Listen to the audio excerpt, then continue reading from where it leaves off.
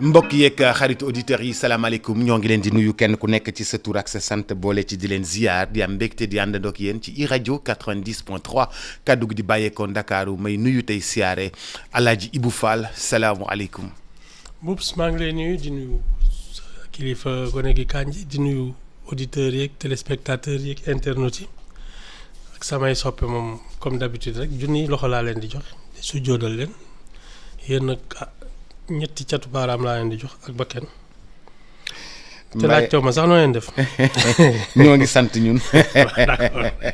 mbaa yaa ngi am jàmm. ça va et toi. Alaaji Ibou Fall di kontaan ci fekk si la fi nga xam ni moom moo di ci studio wu iRadio. nekk cité Kër Gorgui. di nuyu bu baax a baax Alaaji Ibou tey waxtaan wi dama bëggoon njëkkee li nga xam ni moom moo di Air Sénégal. nga xam ni jamono yi ci ay jafe-jafe yu bëri la nekk. def nañu Air Sénégal def nañu Air Sénégal International def nañu plusieurs compagnies. Air Afrique est passé par là. Vraiment c'est très difficile pour pour que ñu gérer compagnie aérienne. On dirait qu'on n'y arrive pas. On a fait une fusion avec Royal Air Maroc dans le temps, Sénégal International. Mais vraiment, on n'arrive pas à sortir la tête de l'eau. Et puis les gens disent que am compagnie aérienne, c'est une souveraineté. On appelle ça une compagnie de souveraineté. Mais vraiment, on n'y arrive pas parce que c'est devenu... on est toujours au bord du gouffre ci wàllu ay avion ki yooyu compagnie aérienne. Boubs lu ñu def rek du dox. Boubs man li ma gën a gëm c'est que nous sommes un grand pays de la mer. géej compagnie Boubs ñun les gosses là qui partent en pirogue. ñaata lañu. ay milliers et des milliers. ils partent en pirogue ñun suñu position géostratégique. suñu et malheureusement le Maroc jiitu nañ ci xam nga ñoom ñu ngi commencé def du transport maritime. def Maroc Mauritanie Sénégal Guinée. bi ma nekkoon xale. maa ngi fàttaliku ay Ancerville ay nu mu tudd Massalia ak yooyu ñoom ñoo doon jógee France di romb Dakar di dem ba xaw ma ay côté Côte d'Ivoire xaw ma ak yooyu di dem di dellu si ñun fi ñu toog nii. Une vraie compagnie de navigation maritime pour faire des croisières ak yooyu c'est ça notre fonction mais ay affaires yi c'est trop compliqué bon. non problème gestion la bu Maroc di ko def Maroc xam nga mi ngi koy def ci destination àdduna bi yëpp. Ethiopian Airlines mi ngi koy def ci xaaral rek. Ethiopian Airlines mi ngi koy def ci àdduna bi yëpp. di dem Chine di dem fépp. Kenya Airways mi ngi koy def. South African Airways mi ngi koy def. mais nous. Toujours voilà dans des man de li ma gën a gëm. xam nga les Marocains là c'est des gens sérieux. Ibou point d'interrogation ku sérieux wul mais Ibou ku sérieux wul. waaw d'accord les Marocains sont des gens sérieux. xam nga et puis xoolal ce qui s'est passé à Air Afrique. Air Afrique li ko sonal mooy dañuy xëy bés état yi di leb ba affaire bi ne pëng. ku ne dem. ñu noonu la ñuy fonctionner c'est pas possible. état yi. ñoom ñooy jël lépp ko ba affaire bi ne pëng chaque jour ñu am délégation buy dem te duñu fay. dina këpp. moi je crois pas à la compagnie ñun suñu doon def compagnie aérienne ñu def au moins une compagnie sous-régionale. nga xam ne vraiment. West African Fly. voilà ay Côte d'Ivoire ak ay. ñu mën a booloo def benn affaire ça c'est peut-être plus intelligent mais Sénégal kese Boubs ça m'étonnerait que ñu mën ko gérer. mais Ibou c'est normalement loolu gestion la organisation. mais day fekk tam nga am clientèle bi. bon les Sénégalais est-ce que doy nañu ñoom kese surtout que quand tu fais une compagnie comme ça déjà ñun Sénégal pratiquement toutes les compagnies arrivent ici donc on est déjà concurrencé par les autres compagnies man li ma xalaatoon à la limite mooy kuy ñëw Dakar tu arrives à Yoff et ça Air Sénégal rek ko waroon mën a am exclusivité wu Air Sénégal nga wàcc Yoff léegi nag ñuy ñëw Diamniadio mooy ñi nga xam ne dañuy def escale par exemple parce que il faut nga Dakar c'est une destination mais su dee yow da nga bëgg a def compagnie aérienne au moins mu am un atout boo xam ne kenn du ko mënal dara vol direct pour Dakar nga def ko Air Sénégal c'est tout ñi si des Diamniadio la ñuy wàcc à la limite mais ñun yooyu sax on n'est pas dedans. C'est stratégique.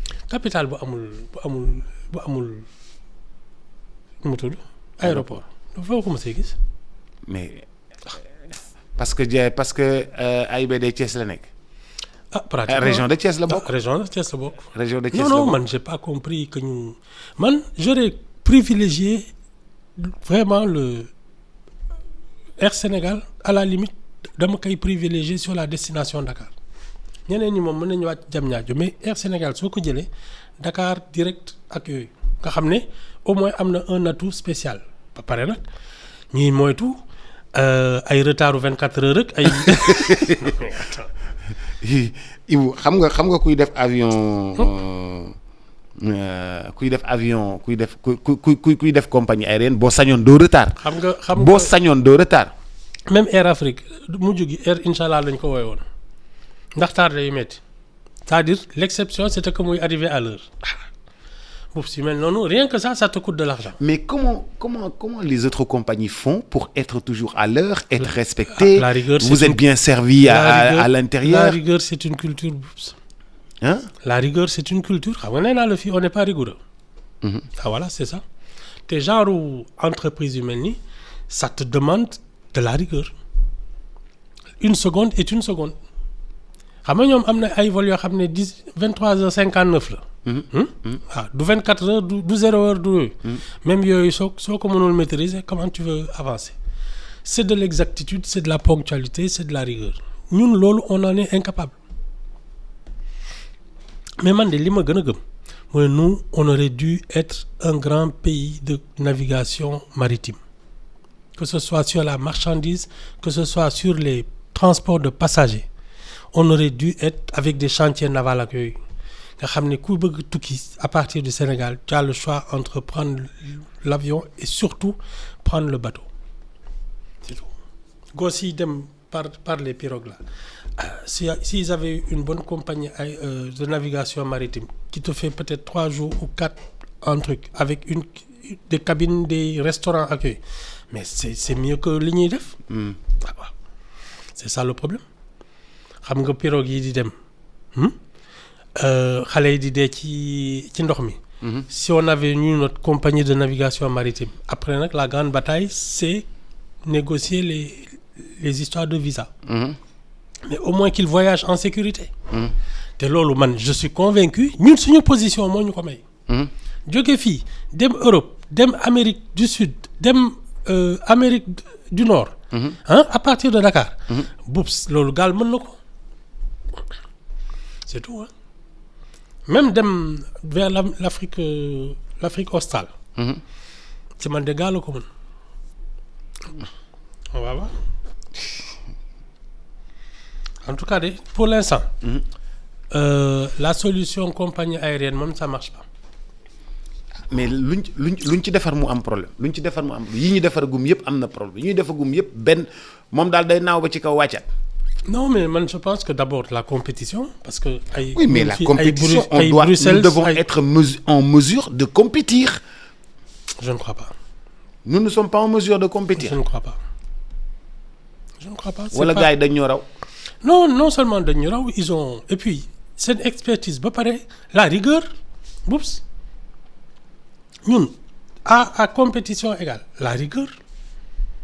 ñun daal rigueur dañ fa am jafe-jafe. Non léegi ñun li ñu arrangé woon. mooy ñu def loo xam ne keneen defu ko xam ne on est les seuls sur ce terrain loolu moom mën nañ ci jiitu. Non Maroc jiitu nañu. C'est dommage. Maroc moo yore air bi moo yore géej bi léegi moo yore banques yi tamit économie bi moom moo yore banques yi aussi. Il faut dire que Boups le roi du Maroc.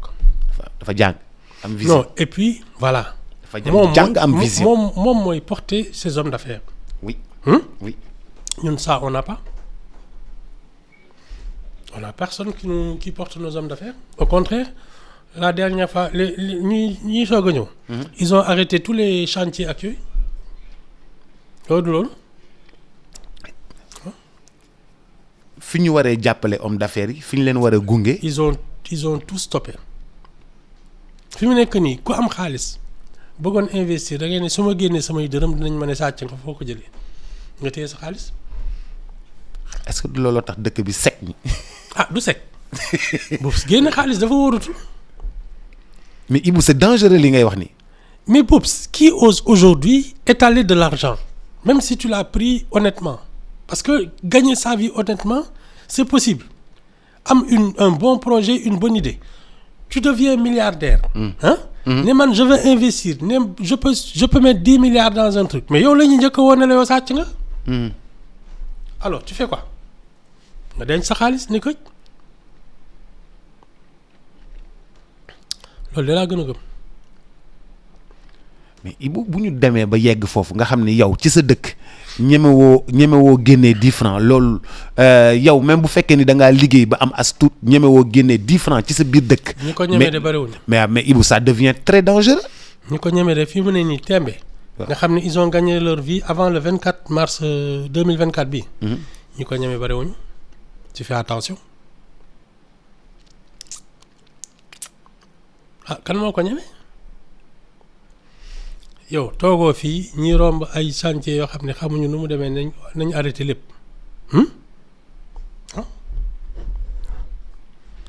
na Sénégalais yi suñu rombee koo xam ne daal dafa leen jaaxal ñu lanceur d'alerte ñu boole ko qui va oser mettre de l'argent sur la place publique amul. C'est ça le problème. Tu sais, l'économie c'est la confiance. Si tu te dis fii li fi nekk dara wóorutul tu deviens même pessimiste.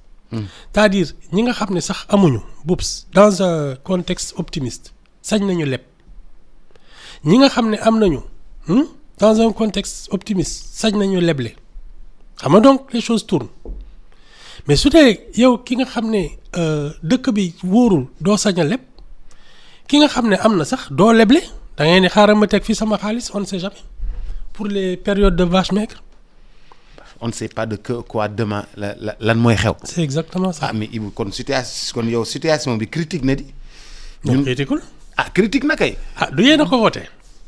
ah Ibou bàyyi ma waay. 54%. waaw Ibou Ibou bul yàq waxtaan wi. non mais c'est bon. D'abord je pense qu'à chaque changement de régime il y a une période d'expectative ku nekk ngi xaar ba xam fan la réew mi jëm.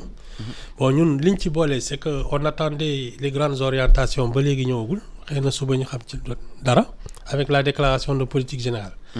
Mais lu weesu loolu Boubs da ngay nekk ci contexte boo xam ne l'esprit est sain, c'est-à-dire on ne te fait pas peur pour que nga wane ne yow tu peux investir, tu as de l'argent mën nga am ay pexe mën nga dem jëli ay nu mu tudd. ay financement ay investisseurs ak yooyu mais ñun suñu toogee fii ne la France dégage tubaab bi c'est la colonisation saaga fii këg dëkk ñooñu naka la ñuy bëggee dugg ci dëkk bi ah fii nga toog ñuy taal ay Total ci àllum neen ak ay kii nu mu tudd Auchan tu crois que maintenant ils sont rassurés non. Ah mais on va indemniser. On a voté à l'Assemblée nationale. On a voté à l'Assemblée nationale pour indemniser les victimes. waaw ñi doon toj.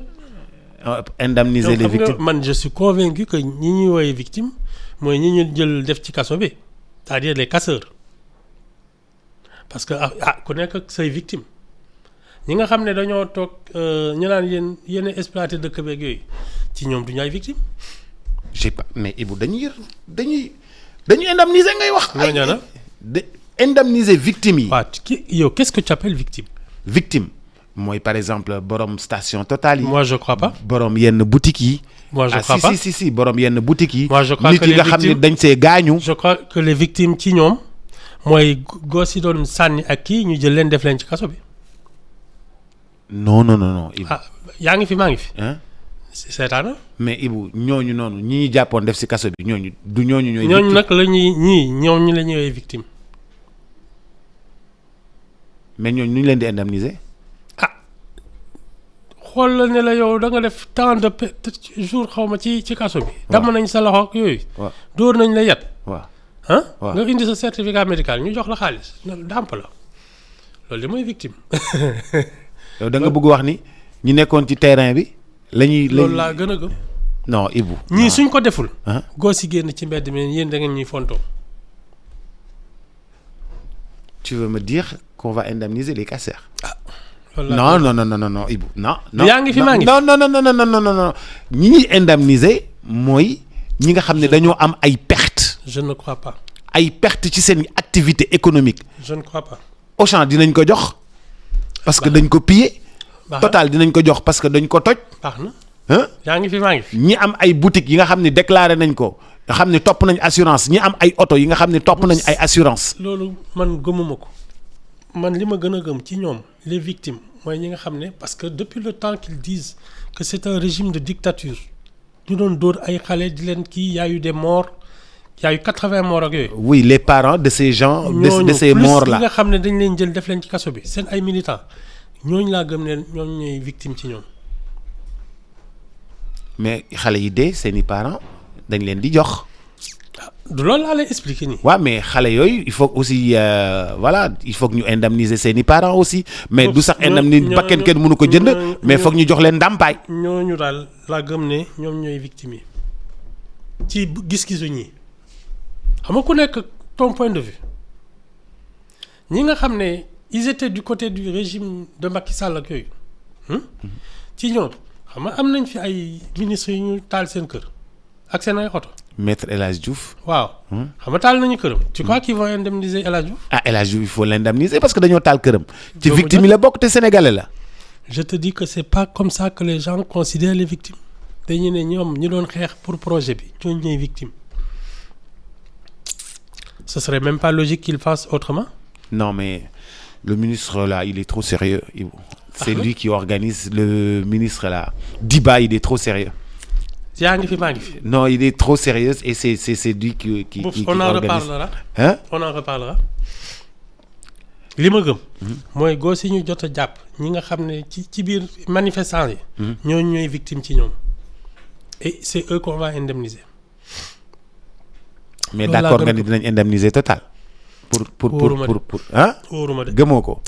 mais d'accord nga ni Auchan moo gën a souffrir ci manifestation yi. mais tout est question de point de vue la justice des vainqueurs parce que su dee yow da nga jàpp ne France dafa war a dégager. waaw ah ba léegi kon Auchan soo yor nekku ci ay tubaab lañu.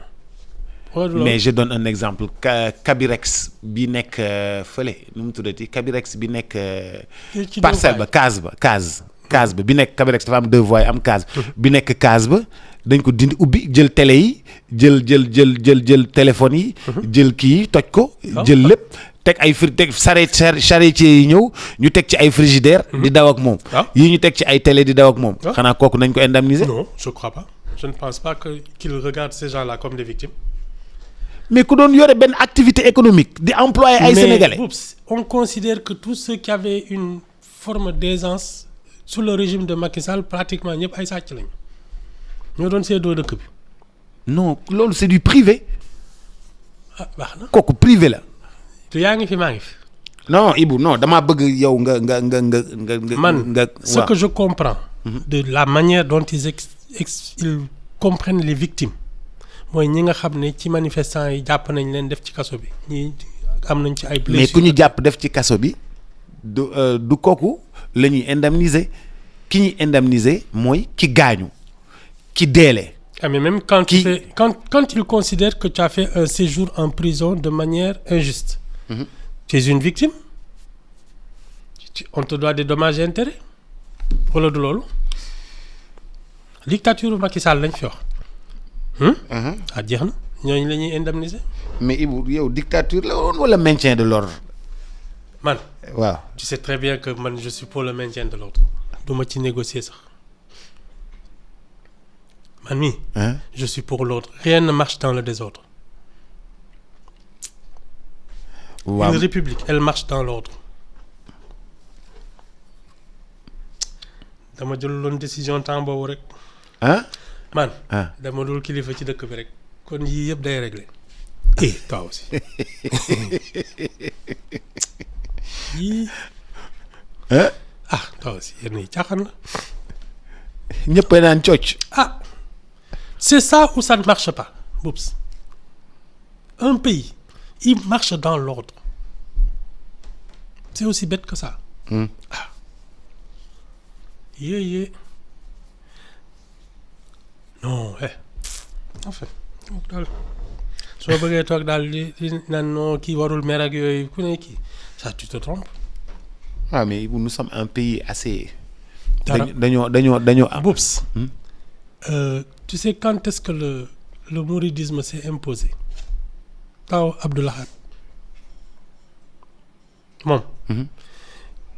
mës naa am benn genre taalibeem bu amoon ay dégâts yu mu def ñu expliquer ko ñu naru ko jëli waa ji daw laxatu kër sëñ Abdou Lahad gendarme yi ñëw fekk sëñ bi ñu expliquer ko ne ko kii kat dafa am nañu kii taalibeem loolu rëkk sës rëkk mu ne ko demal wuyu ji dugg ji demal wuyu ji non soo bëggee nekk ci benn dëkk dina xante ak nit ñi boobu la citoyenneté c'est pas une ça ne se négocie pas respecter les règles yooyu ça ne se négocie pas ay non c'est-à-dire damay bàyyi dëkk boo xam ne tu sais machin bugguma kenn meer loolu yëfi tappale la.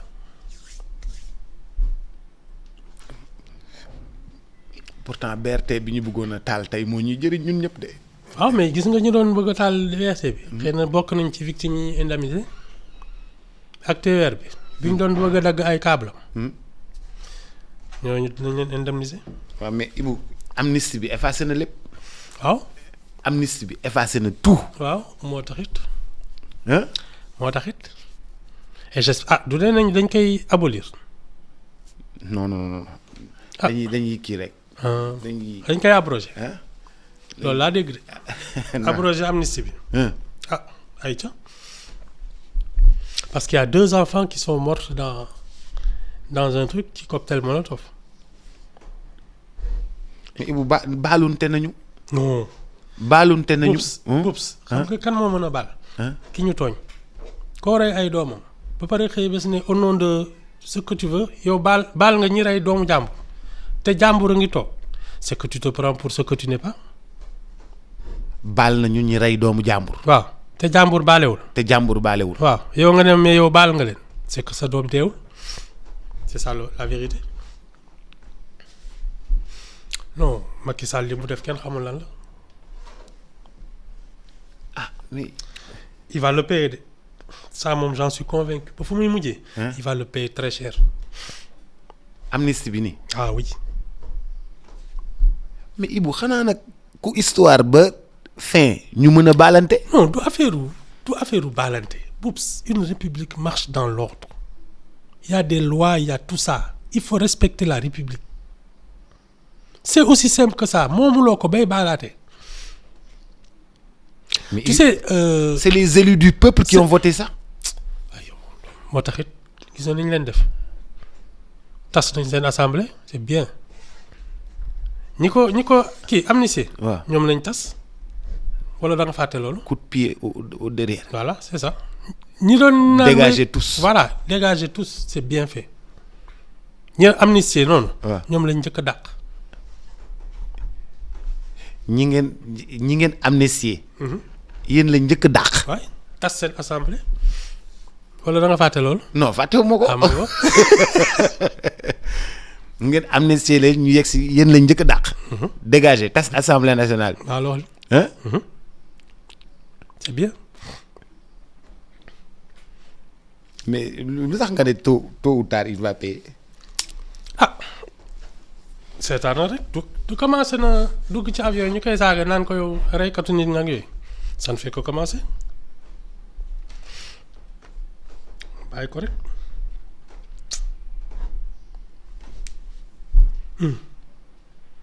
non mais attends Boubs kii li mu def kenn xamul lan la c'est bien.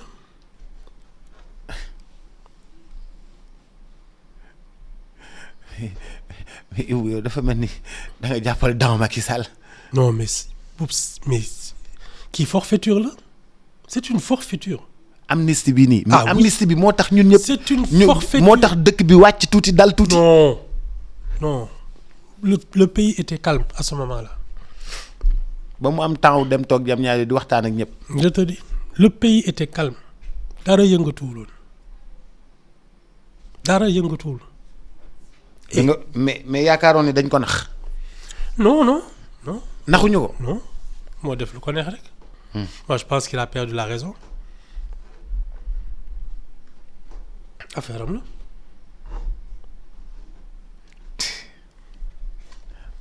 moo ko yëg de.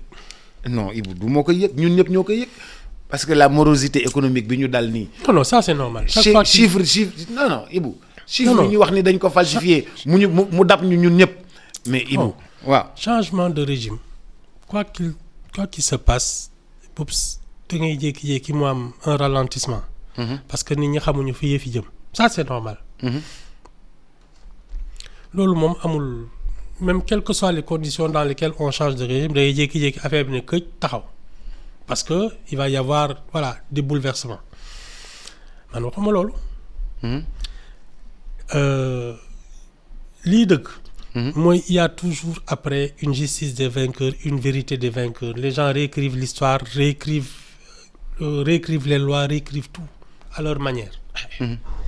nañu dem tu vas voir comment ça va se passer. da ngay ragal gars yi bindaat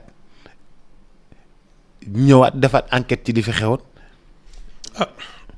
En tout cas on ne peut pas laisser impuni 80 morts comme ça. On ne peut pas laisser impuni 80 morts. Il faut qu'il y ait ku fay. Bien sûr. Hein? Ah. On va voir qui c'est.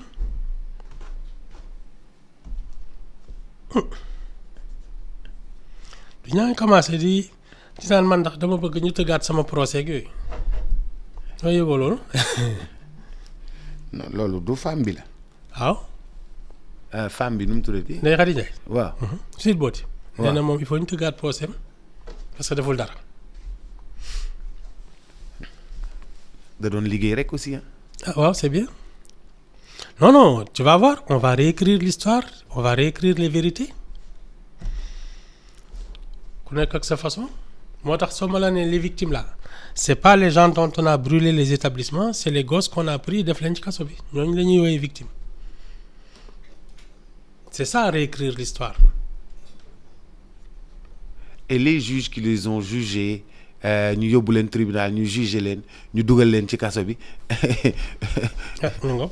ah ñu ngi noonu ak seen ay dossiers nañ débrouiller ak loolu. ne Ibou yow sa xalaat dafa bizarre ah. mais Boubs. sa xalaat moo bizarre. ku nekk ak ñi ngay wooyee victime ñi nga xam ne ils étaient établis dans leur truc ak yooyu nekk ci benn régime boo xam ne ils travaillent tranquillement seen yoon nekkul ci politique defuñu dara lu xam ñooñu ñu ñëw taal leen seen kii taal leen fii jël leen xaalis fii ak yooyu kër yi soo leen demee ñooñu xam nga ils peuvent se considérer comme des victimes. Ça dépend de la barrière derrière laquelle tu es ñenn ñi nga xam ne ñoo doon pousse xale yi naan leen kii xeex leen na leen jaral seen bakkan ak yooyu ci ñoom xale bu ci gaañu koo koy victime ak ku ci dem ci kaso koo koy victime c'est tout.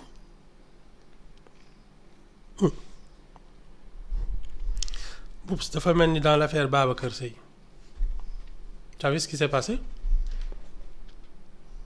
ah. Qu'est-ce qui s'est passé dans l'affaire Babacar Seye. Amnistie.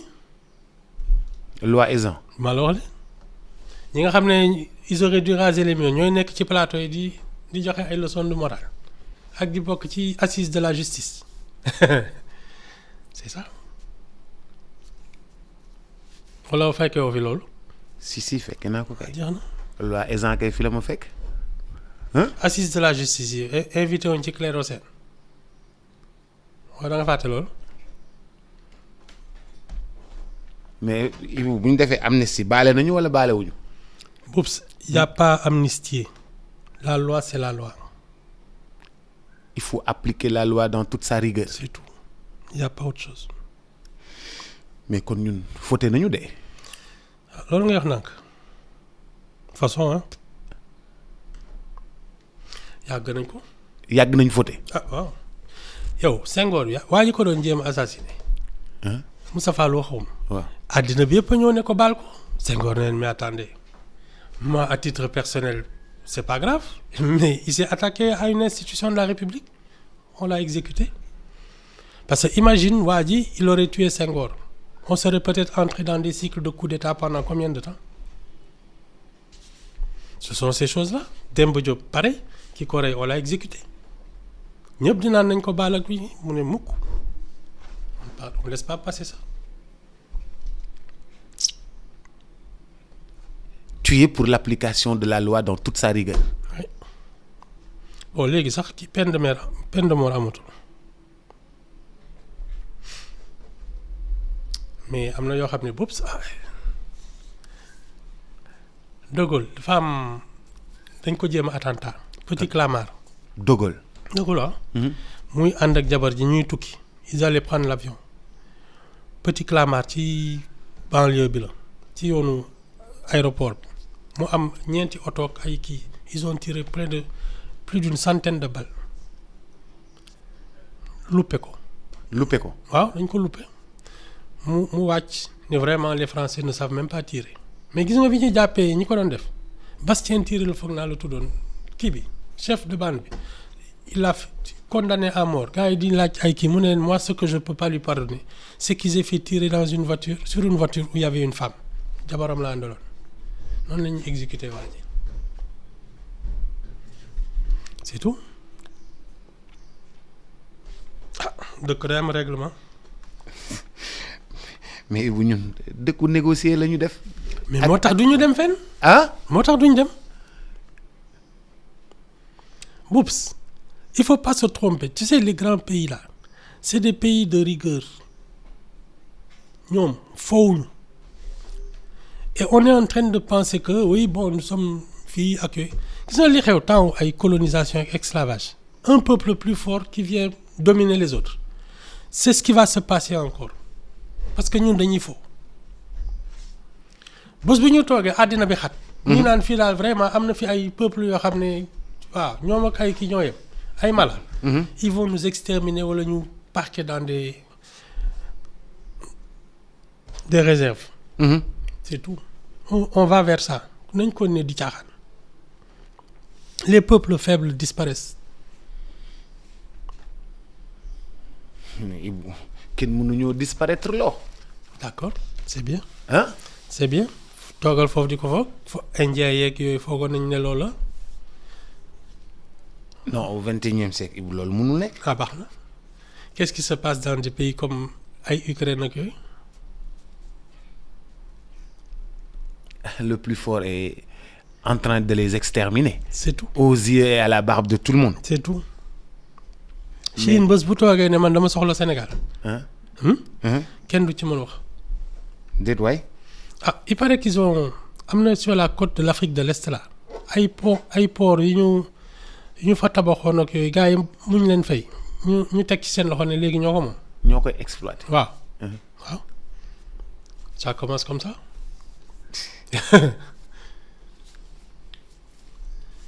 waaw nañ fi toog rek naan oui les droits de l'homme ak yooyu gars yi dañuy def li ñuy def ba pare doog a naan oui les droits de l'homme tout ça. oui c'est bien. nañ ko ni di def noonu rek dara garaawul.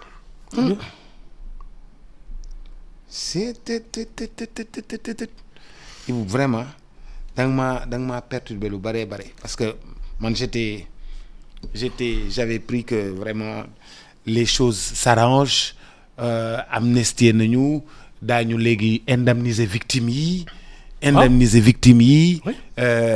Après il y aura une concorde nationale. Une concorde nationale. Non.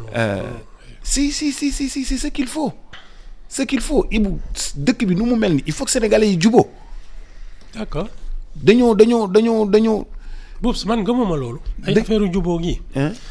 parce que en démocratie en république on ne peut pas être d'accord. li tax pouvoir ak opposition am ak société civile ak magistrature ça c'est parce que nous ne pouvons pas être tous d'accord sur une même chose. xam nga lan mooy question bi il y a des règles du jeu, il faut les respecter. Les règles démocratiques, tu n'es pas d'accord, tu t'opposes comme parti politique, tu vas aux élections, tu essaies de convaincre des électeurs. Lii laa fi doon dox daaw naan fii soo fi bëggee jël le pouvoir, tu vas aux élections, tu fais pas autre chose. Il y a pas autre chose. Ah mais ni ñu gagné aussi on est allé aux élections. Ah waaw mais suñ ko njëkkee woon. xëy na coow li du yegg si ba fii. suñ fi njëkk suñu jaaroon foofu. Il y aurait pas eu de victimes. Il y aurait pas eu 80 morts. Non. Aller juste aux élections, il n'y aurait pas eu 80 morts et d'une fin il faut indemniser les victimes. C'est ça. Mais Ibou Dayo daal. Non, Boubs, tout ça pour ça, man moma nakadi. Tout ça pour ça. Tout ce qu'on. Waaw.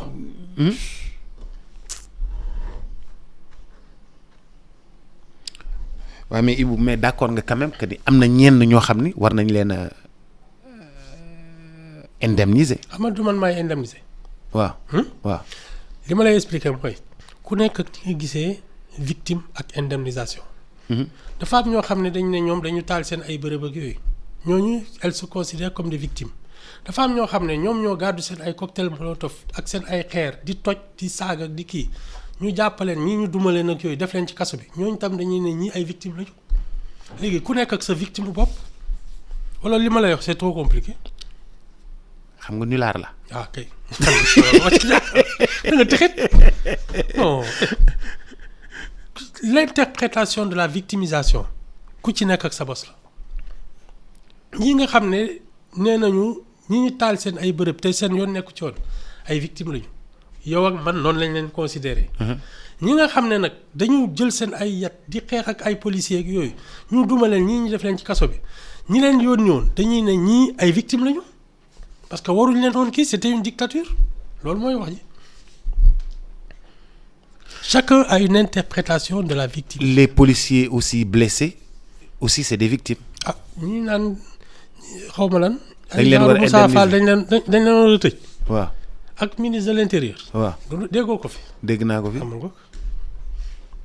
non mais je veux dire policiers yi blessés yi xam nga jël gis nañ fi policier bu ñu dóor ay móol gis nañ fi policier bu ñu loxo bi grenade dagg. dañ ñooñu. waaw. il servait la dictature Macky Sall. duñu ay victimes. ay dégâts collatéraux yooyu la ñu leen di wax c'est tout. mais Ibou ñooñu ay victimes lañu. mais bien sûr que ce sont des victimes mais ça dépend de qui parle. li ma lay naan y a une justice et une vérité des vainqueurs wala déggoo loolu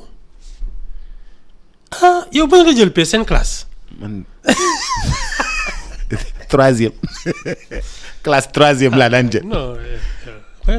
non yow man seen maître sonnoon na ci yow. trop solution problème hein te comme doomu professeur laa woon chaque jour mu yóbbu moom tableau. c'est une question d'interprétation des faits ku nekk El Hadj Diouf dañ taal këram. Maître El Hadj Diouf waaw. di jël ay ganaaram yu ñorul. waaw ba mu koy nekk moom du victime. mais Maître El Hadj Diouf victime la Ibou. wax ko jee. wax ko ya ñi nekk au pouvoir. waaw ne leen El Hadj Diouf c'était une victime. mais bu ñu indemniser victime yi ku ñu taal sa kër xanaa dina la indemniser. non nee nañu ñi ay ñoo doon complot. les complotistes la du victime. c'est ça.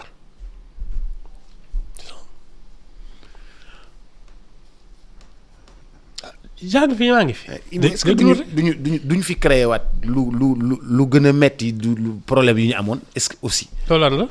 est-ce que lii nii est-ce que du jur leneen keneen ñëw ne man victime la ñu bañ ko indemniser ñu gën a tàngal xolu nit yi ko. ah leen de mën naa la ko wax ku ci nekk daal ak ki nga considéré comme victime ñi doon complot li leen ci dal tu te dis seen affaire la ñi nga xam ne ñoo la doon xeexal. am ci ay gaañu ci ñoom ñooy victime loolu laa gën a gëm. qu'est-ce qui est-ce qu'on considère comme victime? Ça dépend du point de vue. ñi nga xam ne ils étaient au pouvoir et pour le maintien de l'ordre, ils ne considèrent pas les casseurs là comme des victimes. xam nga li ma la wax. ok léegi nag ñi fi nekk nga xam ne ñoom ñoo doon ànd ak ñoom ñooy considérer ne gos yi ay victimes lañu. te ñu taal seen kër ay complotistes lañu ak ay impérialistes ay Auchan yi France dégage ak ay Total waaw ñooñu c'est des impérialistes. Mais victime ne peut être plus grande que Auchan et Total. laaj ci événement yi wax ko ñi. non victime mënta gën a rëy. waaw mais attends, est-ce que tu as déjà entendu un Ousmane Sonko ou un Bassirou Diomaye Faye condamner les casseurs? On n'a jamais plébiscité aussi des casseurs. Non. Est-ce que attends toogoo fi ay bitig ñuy naan xale yi pare nañ ku leen jox gànnaay ñu xeexi gàtt sa léegi taal leen dëkk bi. Tu n'as pas entendu ça? J'étais pas là. D'accord. nekkuma fi woon. Moi, j'ai jamais entendu les gens de Pastef condamner les pillages. Jamais. Bés boo gisee benn déclaration buy condamner pillage yi nga won ma ko.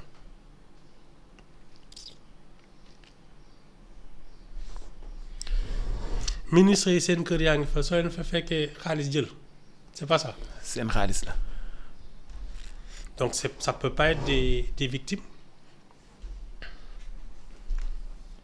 Donc li ci amoon ku ci am ay kii da ngaa perte si ñi far boor bële. ok yaa ngi commencé tu commences à comprendre. wàcc nga Ibou wàcc nga. tu commences à comprendre. Ibou wàcc nga waaw d'accord. non wàcc nga wuy ma. wàcc nga suba déclaration de politique générale. lundi la ñuy gisee waat. D'accord. incha allah ayca bàyyi lay gërëm di la sant yàq nga sama xel. sama bopp bi mi ngi def. Merci à toutes et à tous. Rendez-vous avec Cheikh Sarr dans Xorom ci Cin. Ce sera dans quelques instants. Antoine Diouf pour le bulletin d'information. Merci à toutes et à tous. Benn femme mi ngi may wax démb ne ma Ibou Fall ne ko man moom rek laay déglu. ma ne ko ah. c'est difficile. C'est difficile pour moi. oui. ma ne ko mais vraiment amoo ko déglu ko dul Ibou Fall. c'est difficile. ma ne ko vraiment amoo ko déglu ko dul Fall mu ne ma yow sa xol tàng na de. Ciao.